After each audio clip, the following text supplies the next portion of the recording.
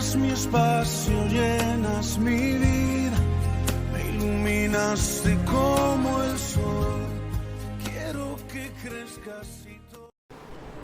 Bien, pues comenzamos y seguimos con la segunda lección de las clases de la Escuela Bíblica, el discipulado, que sabéis que se titula Fundamentos Básicos para la vida de un cristiano, para la vida cristiana. El título y el enfoque de la segunda lección es el discipulado, su importancia y su costo. Y hay, una verdad central con este tema, que es que Dios nos dará todo lo que siempre hemos deseado a cambio de todo aquello que queremos dejarnos o queremos librarnos. Dios nos va a hacer un intercambio de aquello que queremos dejar por aquello que Él nos quiere dar. Hablamos la semana pasada del costo, del precio que hay que pagar. Hoy vamos a hablar de la importancia. Dime. Que explique eso mejor, madre mía. Vamos a ver, Dios nos dará todo lo que siempre hemos deseado, a cambio de todo aquello que dejamos o deseamos librarnos. Hay cosas que nos gustaría librarnos. Entonces, cuando confiamos plenamente en Dios, cuando estamos dispuestos a ser discipulados por Él, Él hace ese cambio. Te da lo que deseas para poder servirle como a Él le agrada y te quita todo aquello que impide que tú seas un buen discípulo. ¿Entendéis ahora? Bien. Bueno, pues como he dicho, la semana pasada hablamos del costo, del precio que hay que pagar para ser un buen discípulo. Hoy quiero hablaros de la importancia del discipulado. La pregunta es, ¿por qué el discipulado es importante para la vida cristiana? Hay varias razones que vamos a analizar en esta noche. La primera es que Jesús demostró esa importancia del discipulado al hacer del entrenamiento de los 12 discípulos una prioridad.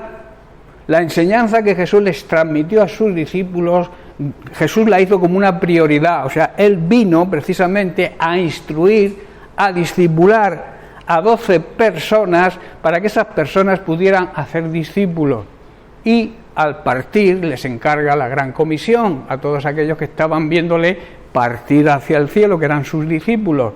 Por tanto, es importante porque Jesús dedicó 3 años y medio de su ministerio, que fue el total de su ministerio, precisamente a transmitir y a enseñar a ser buenos discípulos para poder discipular a otros. Por eso, vuelvo a repetir, dedicó 3 años y medio de su ministerio en esta tierra a enseñar a sus discípulos. También hay que decir que Jesús comisionó a sus seguidores, o sea, les ordenó que entrenaran a otros, que enseñaran a otros para que pudieran dar un fruto y ese fruto fuera un fruto duradero. El buen discípulo siempre está preocupado por dar fruto. La prioridad de un buen discípulo es dar fruto. Hay muchas personas que quieren ser discipuladas, pero se limitan a recibir, pero no dan nada, no apoyan, no colaboran, no hacen nada. Entonces, eso es un problema grave que hoy existe dentro de las iglesias. El discipulado no hace falta que le digas qué debe hacer. El discípulo, ve la necesidad y acude. No hace falta decirle, oye, María, Antonia, Pepa, Carmen, Juan, haz esto. Ve la necesidad e intenta cubrirla sin necesidad de que nadie le obligue o se lo diga. También el discipulado es el mejor método que existe, puesto que así lo priorizó Jesús, para alcanzar al mundo que nos rodea, a las personas incrédulas que viven en este mundo. El impacto que los 12 discípulos de Jesús y Pablo tuvieron en el mundo nos demuestra el valor del discipulado. Recordar que estos discípulos, cuando Jesús partió, salieron por todo el mundo a predicar lo que Jesús les había enseñado, a poner en práctica la gran comisión, y lo hicieron además con gozo y con bastante valentía y denuedo. Por eso este estudio habla de la importancia del discipulado como el mejor método para alcanzar a este mundo que vive de espaldas a Dios. El impacto, como he dicho, lo podemos ver, ese impacto que tanto los discípulos como Pablo influyeron en el mundo. Podemos ver un ejemplo en el capítulo 17 de Hechos, en el versículo 6. Vemos que se había producido un alboroto en Tesalónica. Ese alboroto era producido por una discusión que tuvieron Pablo y Silas con los judíos. Y entonces dice que los judíos fueron tras ellos. Y el verso 16 dice: pero no hallándolos, trajeron a Jasón y algunos hermanos ante las autoridades de la ciudad, gritando: estos que trastornan el mundo entero también han venido aquí. La importancia de que cuando se obedece la gran comisión se produce un gran impacto. Hubo un gran impacto. Dice: estos que alborotan el mundo entero han venido aquí también. Qué bueno que nos dijeran a nosotros eso, ¿verdad? Dice, esto da a entender que un número pequeño de discípulos, pero de discípulos comprometidos, que han sido bien entrenados, alcanzarán mucho más para Dios que grupos de grandes conversos que viven en las nubes y que solamente se dedican a recibir y no dar. Entonces, ese grupo pequeño de personas comprometidas van creciendo conforme van llevando a cabo la gran comisión, el gran encargo de Jesús, van creciendo tanto espiritualmente como también físicamente, va creciendo el número de discípulos, porque hemos dicho que la prioridad de un discípulo es dar fruto. ¿Y el fruto de un discípulo cuál es? Más discípulos, enseñar a otros. Ese es el trabajo del buen discípulo. Decíamos la semana pasada que todos los discípulos son creyentes, pero no todos los creyentes actúan como discípulos. ¿Comprendéis el significado de la frase, no? El discípulo es la estrategia, el discipulado, el discipular a personas es la estrategia escogida por Dios para alcanzar este mundo. Os voy a poner un ejemplo matemático. Si un discípulo llevase a una persona a Cristo y emplea todo un año para entrenarla, y al año siguiente tanto él como la persona entrenada hacen lo mismo, y el próximo año serían 4, cuando se cumplan 32 años, que no es mucho, ¿verdad?, toda la población mundial sería alcanzada por el Evangelio. Eso son matemáticas, eso no son cosas que se inventa uno, está demostrado. Si tú haces la cuenta y ves que trayendo a Cristo un discípulo al año, entrenándolo durante un año, al año siguiente esos 2 se convierten en 4, en 8, se van multiplicando, porque el Evangelio, Dios quiere multiplicar. Dios es un Dios más que de suma, de multiplicación, ¿verdad? Entonces, son matemáticas. En 32 años toda la población del mundo sería salva. Yo te pregunto, ¿cuántos discípulos has hecho a lo largo de tu vida cristiana? ¿Cuántas personas has traído a Cristo? No solamente las has llevado a la iglesia, porque no es traer gente a la iglesia. A veces pensamos que es el pastor, el maestro quien tiene que discipular. El pastor y el maestro te lo ha puesto Dios en la congregación para tu edificación, para que seas discipulado, con el propósito de que tú hagas tu trabajo de discipular a otros. No dejemos todo el trabajo a los ministerios que Dios ha puesto en las congregaciones.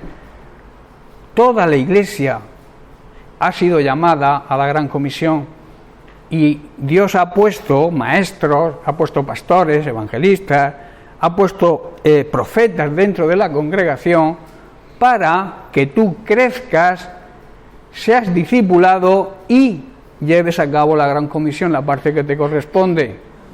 No, un creyente verdadero, un discípulo verdadero se preocupa de eso. Es su mayor anhelo, dar fruto, produciendo nuevos discípulos. Que poner el Señor su sentido en nosotros, de decirle: Señor, dame cada día a quien hablar. Si Dios te da, si tienes todos los vecinos. Eso, toda tu familia inconversa tiene, o sea, si no hace falta que Dios te dé nada, es tu anhelo, tu deseo. Exacto, ese anhelo el que O sea, lo que tiene que darnos no es que nos ponga gente, que gente hay, es que nos dé el deseo, la valentía y el denuedo para hacerlo. y también alguien que esté dispuesto, o sea, orar por alguien. Claro, sí, esa es la raíz, digamos, es la base del discípulo. Predicar el evangelio a toda criatura. O sea, Dios no te dice fulanico, menganico, sí, Señor, ponme en mi camino. Eso está muy bonito, es una frase, una oración que podemos hacerle a Dios, pero lo que realmente hay que pedirle a Dios que nos dé valentía y empuje y decisión para hacer el trabajo que Él nos ha mandado. Porque gente para evangelizar hay, ¿no? Aquí en Mula, ¿cuánta gente hay que no está convertida?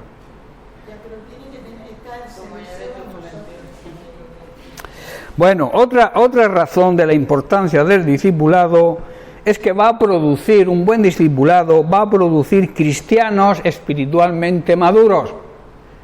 Que el problema de muchas congregaciones hoy en día es que están llenas de personas inmaduras, personas que no crecen espiritualmente, que hay que estar continuamente dándoles leche, porque no son capaces de digerir la carne.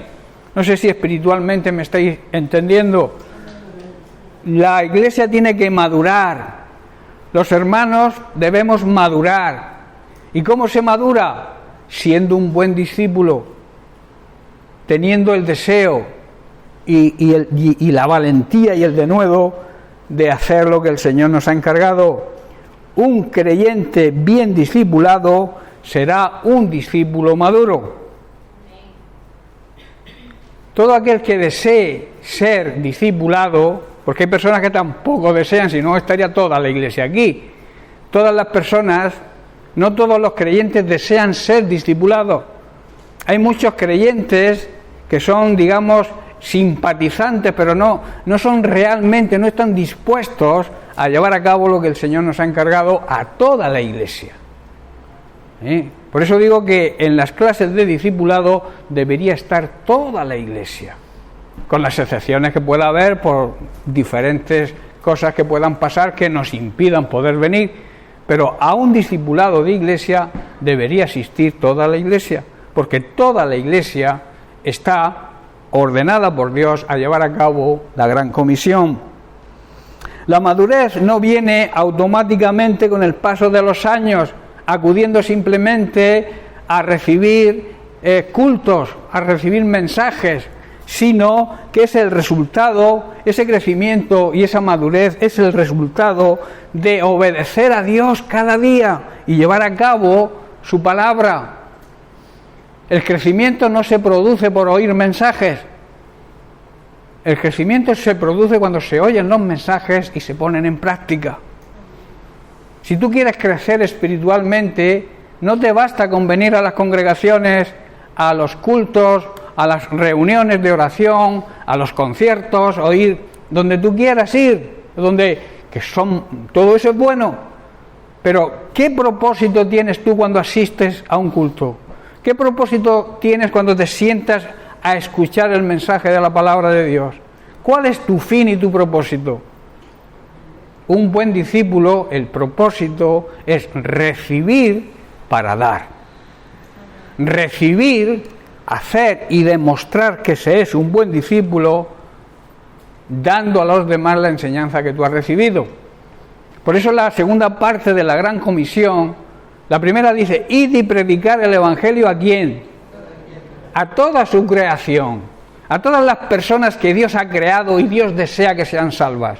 Y Dios tiene paciencia, porque todo quiere que todos lleguen al arrepentimiento. Pero la segunda parte es tan importante como la primera, que dice, enseñándoles a que obedezcan, a que pongan en práctica lo que yo os he enseñado a vosotros. ¿Entendéis? O sea, lo que tú aprendes en la escuela de discipulado, lo que tú aprendes en la iglesia, tienes que llevarlo a la práctica. Si no, no serás nunca un buen discípulo. Serás un creyente, eso sí, no perderás quizá la salvación, pero no estarás siendo un buen discípulo. que es lo que Dios desea, porque Jesús no dijo id y hacer creyentes, ¿verdad? Dijo id y hacer discípulos, discipular. Hay 7 señales que vamos también a analizar de lo que es la madurez espiritual, señales que demuestran que se es maduro espiritualmente.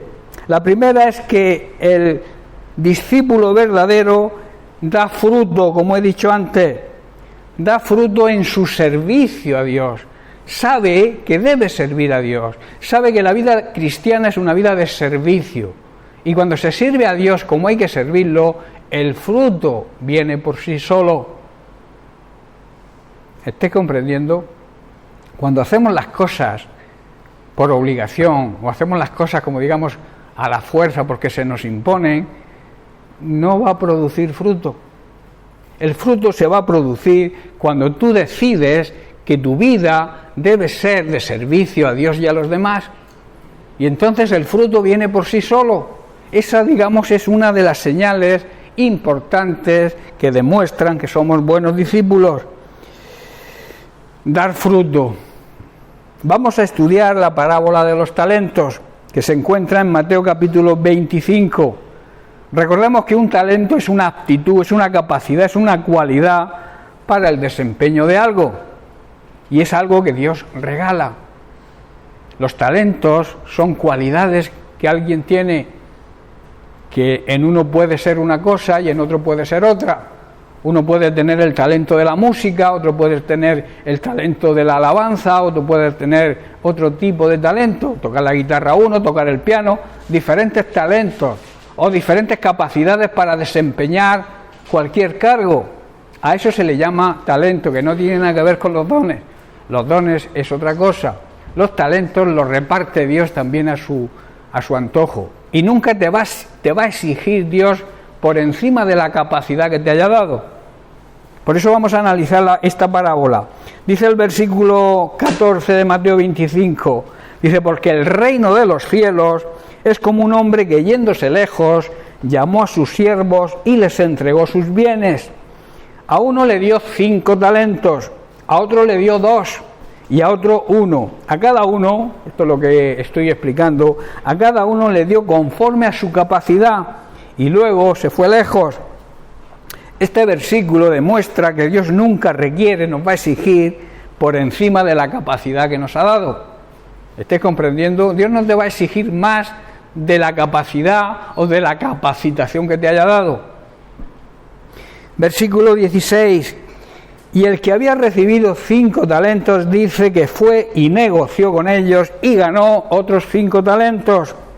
Asimismo, el que había recibido 2 ganó también otros 2. Pero el que había recibido 1 fue y cavó en la tierra y escondió el dinero de su señor. ¿Cuántas personas hoy en las congregaciones tienen dones y los entierran? No son capaces, por miedo, por vergüenza o por lo que sea, de desarrollar ese talento. Eso va en contra de todo principio bíblico. El Señor, si te ha dado un talento, es para que lo compartas, para que lo exhibas, no para que te lo guardes, para que hagas un hoyo, lo caves como hizo este hombre y lo escondió. Seguimos. Y después de mucho tiempo, dice el versículo 19, vino el Señor de aquellos siervos y arregló cuentas con ellos. ¿Sabéis que un día nos va a pedir Dios cuentas de todo lo que hayamos hecho? Nos va a pedir cuentas sobre los talentos que nos ha concedido y qué hemos hecho con ellos.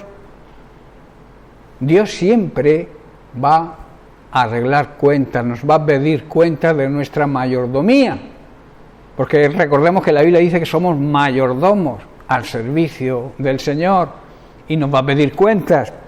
Versículo 20.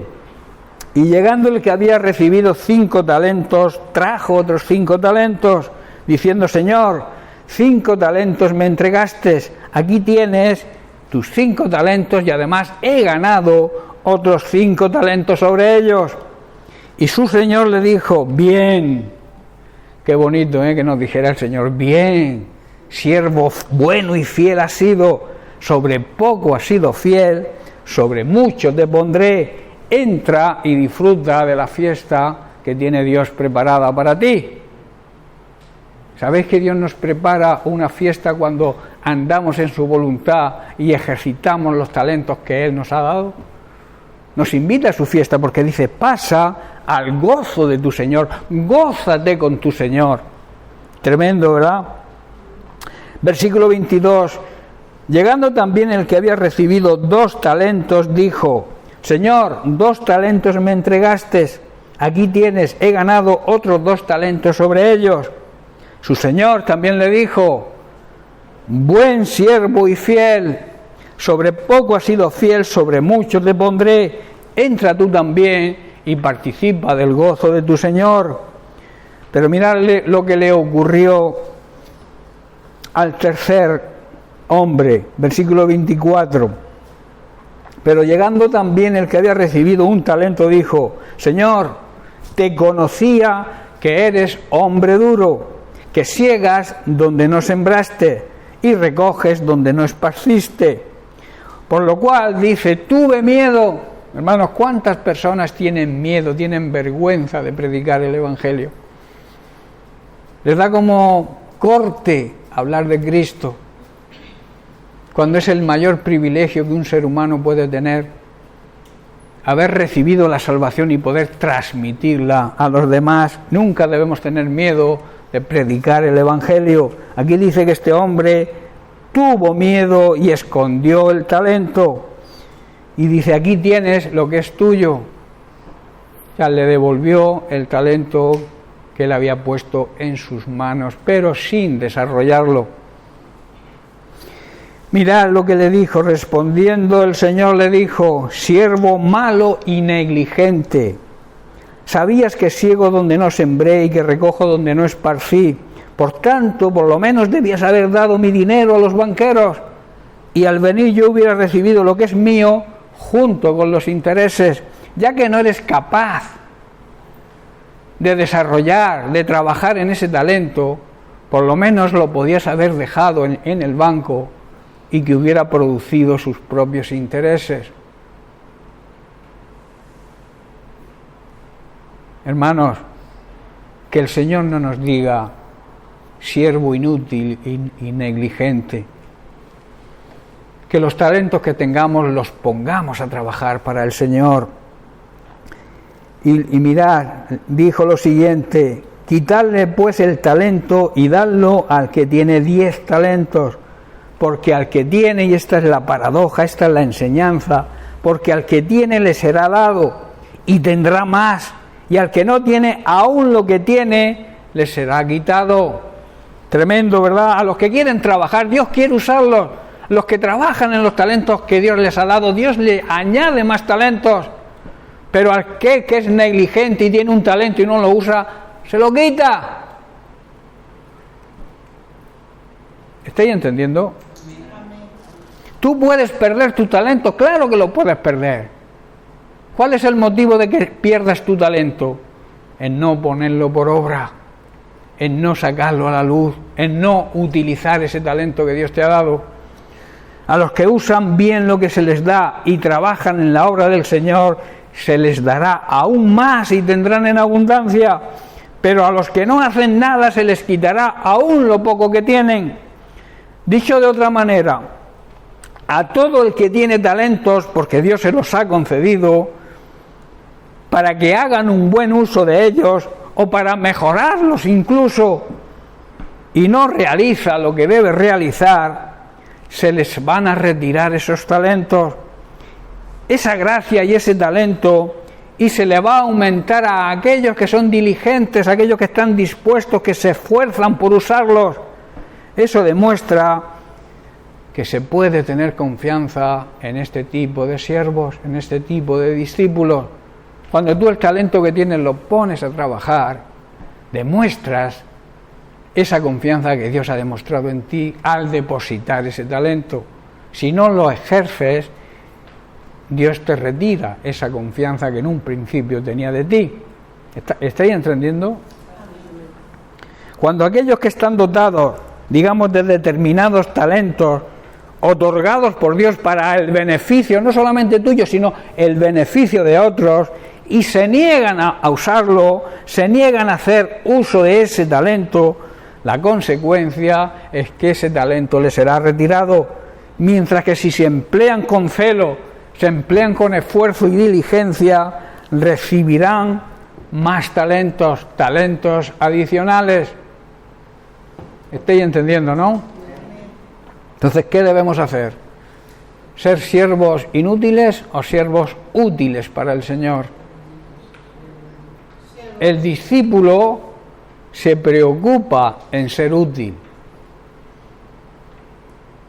El simpatizante o el simple creyente que se limita a asistir a las reuniones y de aquí no me saca nadie, por mucho que me digan, ese es un discípulo inútil, no apto para el reino de Dios.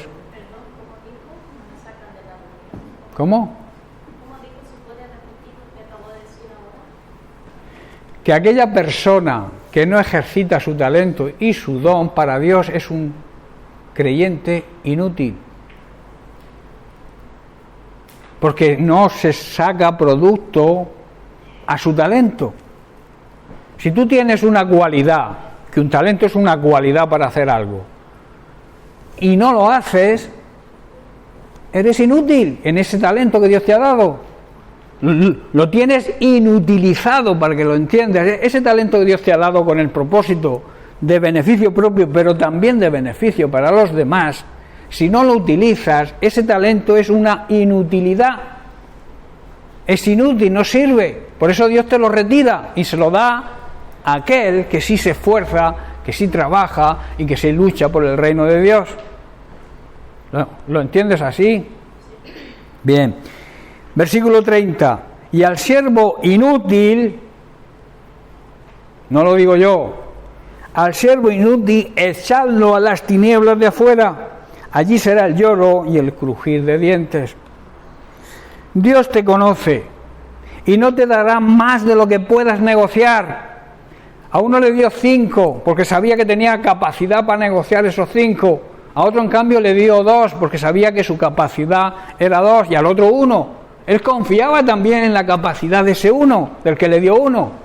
Pero los demás ejercieron, trabajaron en su talento, pero el que recibió 1 no tuvo miedo, dice, de perder lo que el Señor le había confiado. El miedo nos ata. El miedo impide que actuemos como Dios quiere que actuemos. El miedo impide que ejercitamos nuestro talento. Otra señal importante es que la madurez espiritual es una actitud, debe haber en el discípulo, debe haber una actitud y una voluntad no solamente de servir a Dios, sino de servir también a los demás. Esto va un poco en aumento sobre el punto anterior, que hemos sido llamados a servir.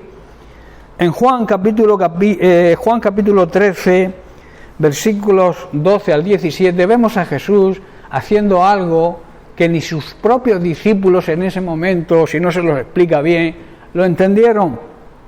Dice así: así pues, después que les hubo lavado los pies, recordemos que después de cenar Jesús se ciñó una toalla, cogió una palangana de agua y les lavó los pies a sus discípulos.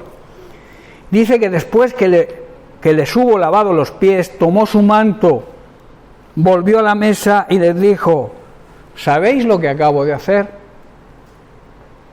¿Sabéis lo que significa lo que he hecho? Muchos, digamos, de una forma física, material, con su mente carnal y su mente limitada, entenderían: pues Jesús nos ha lavado los pies. Pues bien. Pero Jesús les pregunta: ¿sabéis lo que significa realmente lo que acabo de hacer? Dice: vosotros, dice el versículo 13, me llaméis maestro y señor, y decís bien, porque lo soy. Soy vuestro maestro y también vuestro dueño, que señor significa dueño. Y si yo, vuestro Señor, vuestro dueño y vuestro maestro, os he lavado los pies, vosotros también debéis lavar los pies los unos a los otros. Eso es una señal de humildad. Eso es una señal de servicio a los demás. Jesús estaba marcando un principio de servicio. No importa la categoría, digamos, o el grado espiritual en que estés, no importa el ministerio que tengas. Todo ministerio está basado en la humildad. Todo buen discípulo también debe basarse en la humildad para ejercitar su ministerio como debe hacerlo. Ese discipulado hay que hacerlo con humildad. Y eso es lo que significa que Jesús le lavó los pies a sus discípulos. Y el verso 16 dice, el 15, ejemplo os he dado, o sea, he sido un ejemplo para vosotros, para que como yo os he hecho, vosotros también lo hagáis. De cierto os digo, el siervo no es mayor que su Señor, ni el enviado es mayor que el que le envió. O sea, las personas, todos tenemos el mismo valor para Dios. Tenemos quizás distintos ministerios, distintos cargos, distinta responsabilidad, pero para Dios tenemos el mismo valor. Para Dios tiene el mismo valor el que friega la iglesia como que el que predica los domingos. Tenemos el mismo valor para Dios. Quizá no tengamos, como he dicho, la misma responsabilidad porque ocupemos diferentes cargos, pero cada uno en la faceta debe cumplir con su ministerio, pero sobre todo aceptar que los demás tienen el mismo valor para el Señor que uno mismo. Estés en la posición que estés. El rey de España está en una posición de gran responsabilidad, ¿verdad? Pero el valor que tiene para Dios es el mismo que el tuyo y que el mío. Tenemos distintas responsabilidades. Es lo mismo que en el matrimonio. En el matrimonio hay un orden establecido por Dios, donde el varón, el esposo, es la cabeza de la familia, es el encargado de dirigir la familia, porque Dios lo ha instituido así, y la esposa tiene otro rol. Pero no quiere decir que el esposo tenga más valor que la esposa. Para Dios valen lo mismo, solamente que tienen distinta función. Eso es lo que mucha gente hoy, los movimientos feministas y todo este lío que hay con las mujeres y los hombres, que parece que somos enemigos, los hombres somos enemigos de las mujeres. Y los hombres no son nadie sin las mujeres y las mujeres sin los hombres tampoco. Y eso no lo entienden estos movimientos, que tenemos el mismo valor para el Señor. Ahora tenemos distinta función o distinto rol, como se dice ahora. Cada uno en su función es importante, y eso no lo ha instituido ninguna institución humana. Eso ha sido instituido por el Señor. Y como el Señor es el que instituyó el matrimonio, Él pone las reglas y no nosotros. A veces se piensa que los matrimonios se rompen porque no hemos dado con la persona adecuada. Déjame decirte algo. Personas adecuadas no hay ninguna. ¿Sabéis lo que hace que una persona sea la adecuada para ti? El amor. El amor que sientas por esa persona va a hacer que esa persona sea la adecuada para ti. Tanto como esposo como esposa. Muchos dicen es que me casé, me he divorciado porque no acerté, no era la persona adecuada para mí. Si realmente amas y amas con el amor de Dios, ese amor hará que la persona, la esposa o el esposo, sean los adecuados para ti. ¿Estáis entendiendo?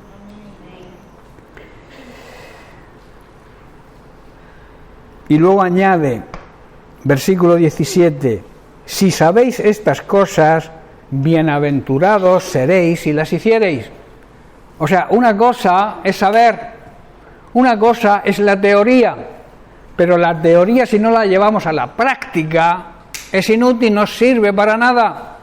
¿De qué sirve que yo sepa hacer algo si no lo hago? ¿Estáis entendiendo? ¿De qué sirve que Dios te dé un talento, un don y no lo ejerzas? No sirve para nada. Por eso lo llama aquel que no negocia, aquel que no trabaja en los talentos que Dios nos da.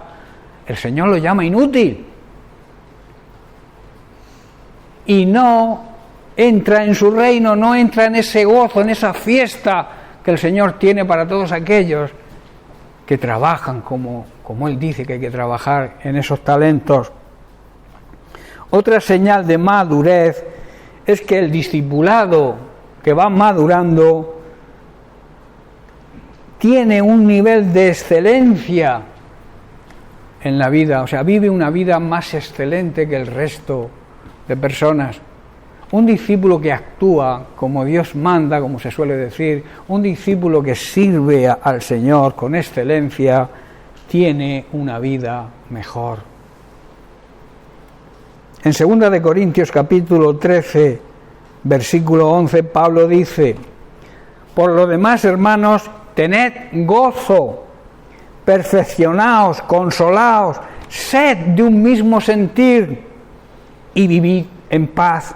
Y el Dios de paz y de amor estará con vosotros. Tremendo, ¿verdad? Esto habla de una vida de excelencia. Cuando nosotros hacemos las cosas de acuerdo a la voluntad, de acuerdo a la palabra de Dios, esa palabra de Dios nos insta a tener gozo, a estar gozosos con lo que Dios nos ha encargado, también a perfeccionarnos, a consolarnos los unos a los otros cuando nos veamos decaídos. Eso es importante en la vida de un discípulo. Un discípulo verdadero se preocupa de los demás hermanos de la congregación, está pendiente de lo que necesitan, tanto física como espiritualmente, porque a veces lo limitamos todo a lo material, pero muchas veces es más importante darles alimento espiritual a las personas que estamos discipulando que incluso ayudarlos materialmente. Las dos cosas son importantes, pero a veces descuidamos lo más importante. ¿Sabéis la diferencia entre lo importante y lo necesario? Lo necesario es algo que es imprescindible. Por ejemplo, tenemos que comer para vivir. Es necesario comer para mantenernos vivos. Pero lo importante es lo que nos conviene. Y Dios siempre nos va a anteponer lo importante por encima de lo necesario. No sé si estáis comprendiendo. Lo importante, como le dijo Jesús a sus discípulos cuando le vieron y le preguntaron si había comido algo, dice: mi comida, mi verdadera comida, lo verdadero importante para mí no es la comida física, que es necesaria. Lo importante para mí es hacer la voluntad del Padre. Un buen discípulo hace eso, le da importancia por encima de lo material a lo espiritual, a ese alimento espiritual que se necesita. Las dos cosas, una cosa es necesaria, pero la otra cosa es importante, y tenemos que anteponer lo importante por delante de lo necesario. También otra señal de madurez es que el verdadero discípulo tiene una relación cercana con Jesús, está cerca de Jesús, no sigue como los discípulos cuando prendieron a Jesús.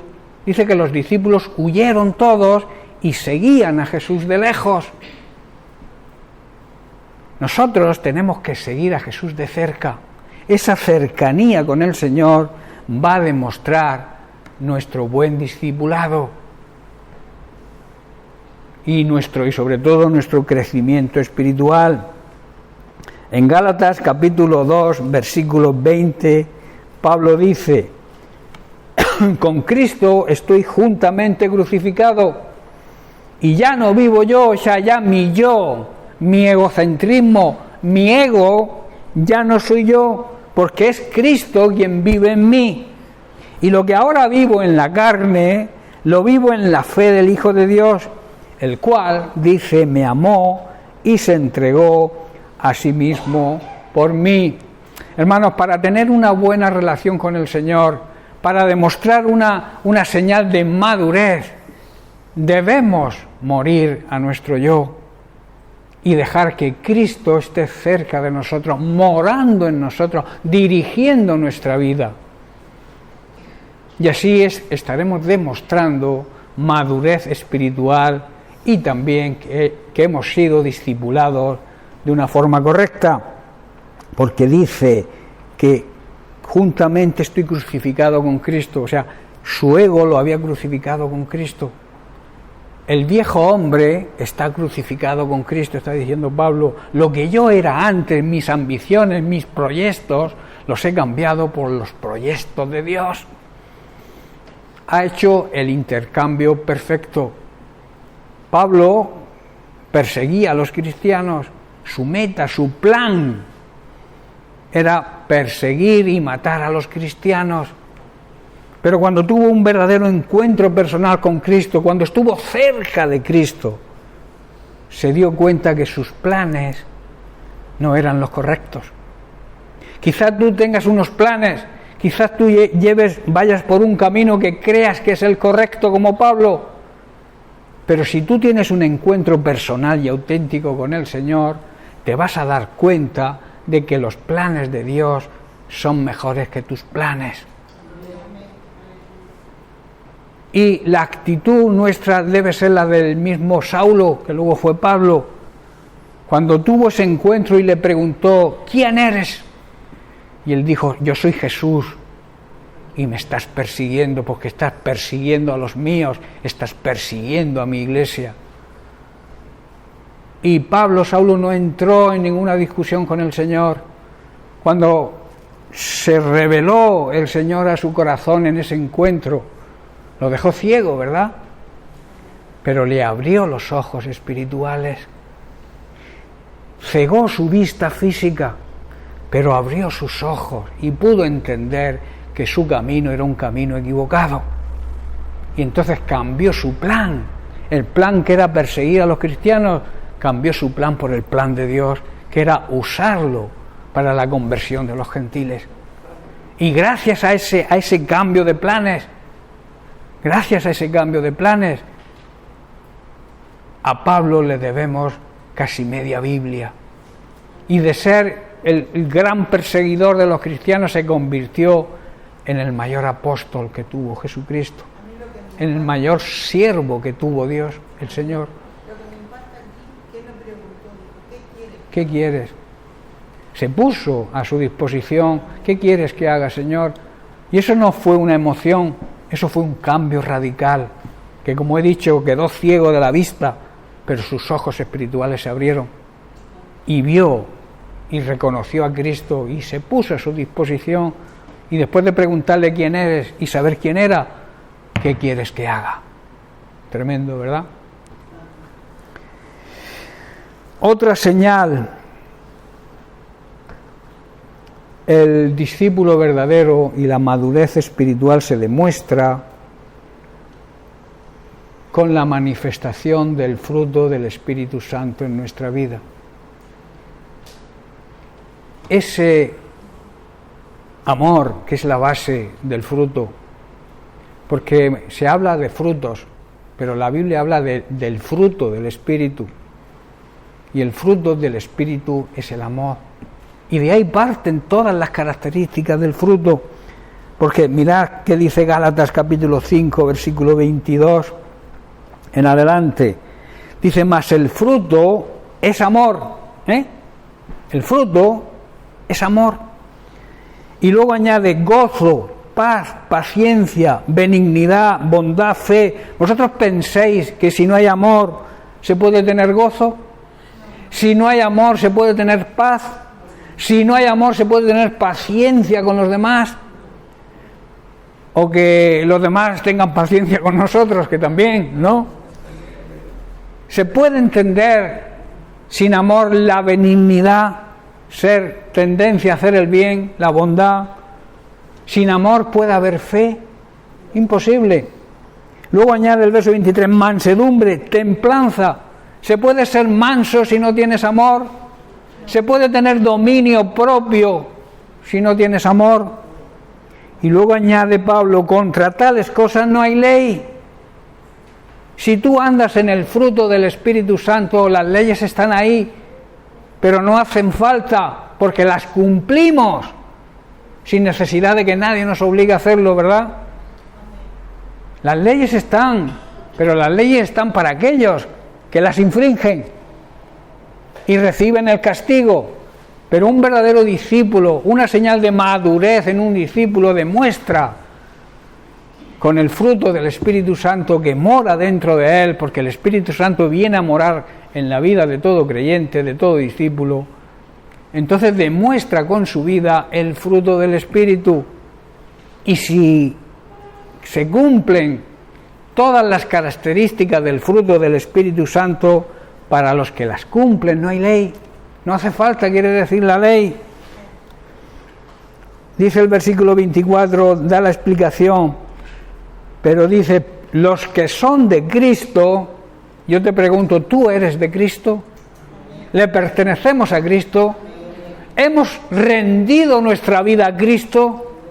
¿Qué es lo que significa? Pues es así, dice, los que son de Cristo han crucificado la carne, las pasiones deshonestas, las infidelidades, la falta de amor, lo han crucificado su carne y sus deseos pecaminosos. Otra de las señales importantes es un caminar estable, consecuente y santo ante Dios y ante los hombres. No basta con decir que vives en santidad, los demás tienen que ver que vives en santidad. Tú no puedes decir que eres santo aquí solamente en la iglesia, donde te ven los hermanos, los que te conocen. Te tienen que ver, tu santidad tienen que verla también en tu casa, en tu hogar, en tu trabajo, con las personas que te relacionas, en el supermercado cuando vas a comprar. Tienen que ver la santidad. ¿A quién no le ha ocurrido alguna vez que a la hora de pagar le han devuelto de más? A mí me pasó una vez. Y a mí.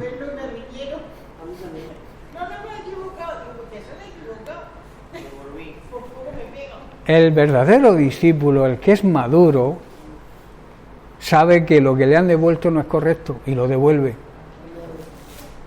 Aquel que es un inmaduro, que no es un buen discípulo, pues dice, bueno, tanto ganan por 5 euros más o menos.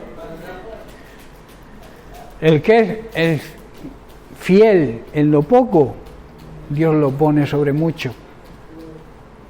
A mí me han pasado varias veces y un caso muy fuerte que me ingresaron 1.000 euros de más de una cantidad que yo había ingresado.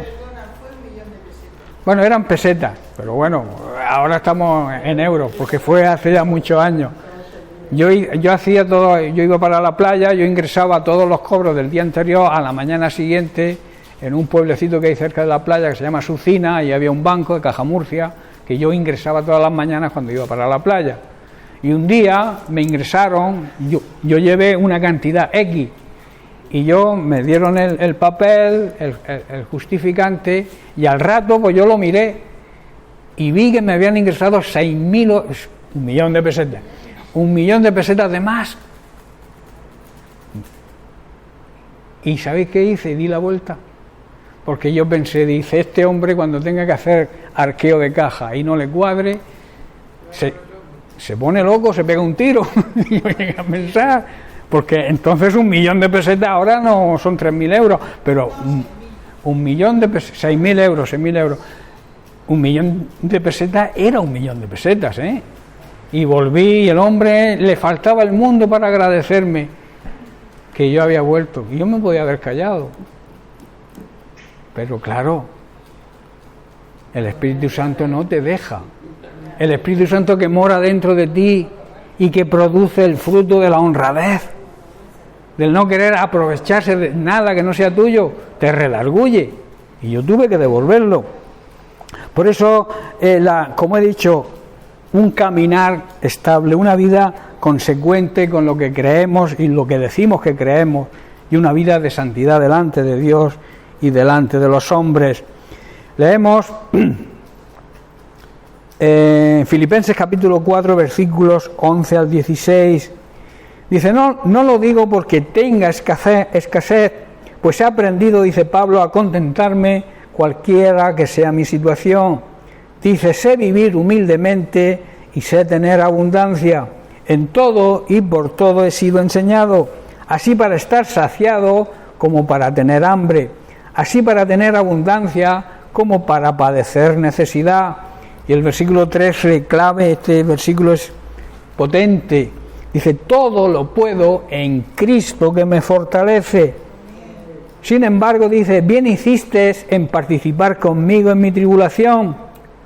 Y sabéis también vosotros, oh filipenses, que al principio de la predicación del Evangelio, cuando partí de Macedonia, ninguna iglesia participó conmigo en razón de dar y recibir, sino vosotros solos. Pablo estaba siendo agradecido con los filipenses que le habían ayudado.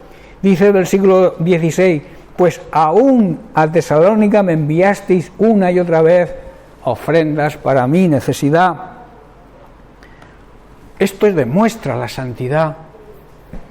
Una de las pruebas de mostrar nuestra santidad es ayudar a los demás, brindarle lo poco o lo mucho que tengamos. No se trata de que Dios te va a exigir dar todo. Dios te exige de acuerdo a tus posibilidades y te promete que cuando tú te ocupas de las necesidades de los demás, Dios se ocupa de tu necesidad.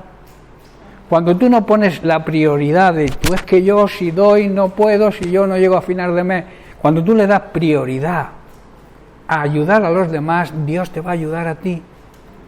Eso también ocurre con los diezmos y con las ofrendas. Muchos creen, es que yo gano poquito y si diezmo, si no llego con lo que gano, ¿cómo voy a llegar si diezmo? Es un error tremendo, porque lo que te va a ayudar a llegar a final de mes es precisamente ser fiel con el Señor. Porque cuando tú eres fiel con el Señor, Dios es fiel contigo. De ahí la necesidad de entender y de aprender esto. Y un buen discípulo y una señal de madurez hace que un buen discípulo sea así, que sea, digamos, altruista, que prefiera el bien de los demás por delante del bien propio. Eso es lo que hizo Jesús, ¿verdad? Jesús era el Hijo de Dios, vivía en la gloria con el Padre y se despojó de su divinidad. Se hizo un ser humano, bajó a esta tierra y murió por nosotros sin merecerlo, porque nosotros no merecíamos eso, pero la Biblia dice que nosotros estábamos muertos en delitos y en pecados, y Él, a través de su sacrificio, a través de su muerte, nos dio vida a nosotros, que no merecíamos. Eso es altruismo, eso es preferir el bien nuestro antes que su propio bien. Y nosotros, como discípulos suyos, debemos hacer lo mismo. Termino con la última señal de un verdadero discípulo que crece y madura espiritualmente.